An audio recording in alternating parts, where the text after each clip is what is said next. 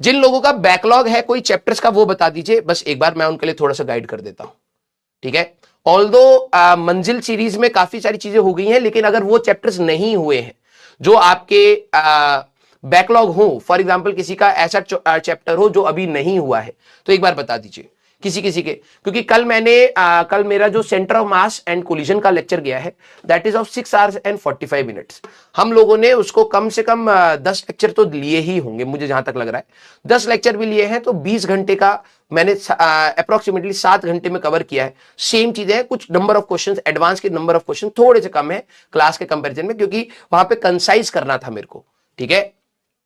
हाँ, atomic structure, math, physics में rotation and all.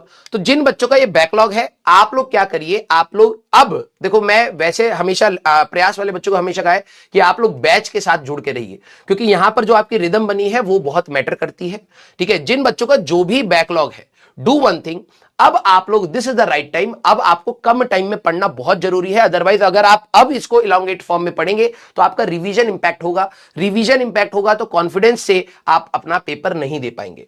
तो now what you can do is you can plan yourself, आप खुद से एक प्लान बना लीजिए। नाउ गो फॉर मंजिल, ठीक है, नाउ गो फॉर मंजिल। वैसे आप लोगों ने कोशिश करी है कि ज्यादा बैकलॉग ना हो, लेकिन किसी के कुछ कुछ चैप्टर्स हैं, जैसे रोटेशन, कई बच्चे बोल रहे हैं, कुछ कुछ का वर्क पार एनर्जी है, तो हमारे ही पुराने लेक्चर्स पड़े हुए हैं। आप जेई वाला पर जाकर के अपना प्लान बना लीजिए कि यार देखो 6 घंटे का है, तो रोज 2-2 घंटे मैं कर करके देखूंगा, आराम से उसको ब्रेक करके देखिएगा, वन शॉट में मत देखिएगा। अपने 2-2 घंटे आपने ब्रेक कर लिया और उसके हिसाब से उसको कवर कर लीजिए, ठीक है।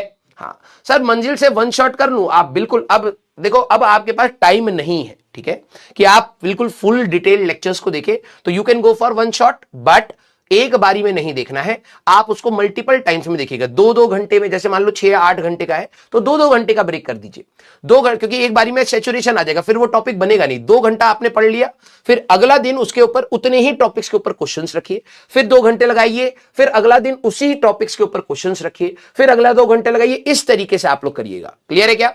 यस, हाँ, चलिए भाई, जिन जिनका जैसा जैसा बैकलॉग है, पुराने मंजिल, अभी देखो सारे मंजिल के, अभी एट प्रेजेंट जो भी मंजिल के हुए हैं, आप टाइम देख लीजिएगा, ठीक है।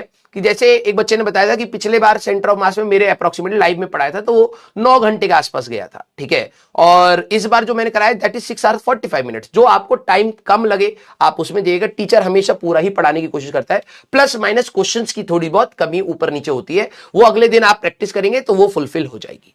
बिल्कुल आराम से पढ़ना बेटा, लोड मत लेना, क्योंकि लोड से आपको लग रहा होगा कि यार मेरी एफिशिएंसी बढ़ेगी, नहीं, लोड से नहीं बढ़ेगी, प्रिपरेशन से बढ़ेगी। लोड से सिर्फ आप लोग स्ट्रेस में आएंगे, आपकी एफिशिएंसी डाउन होने लग जाएगी।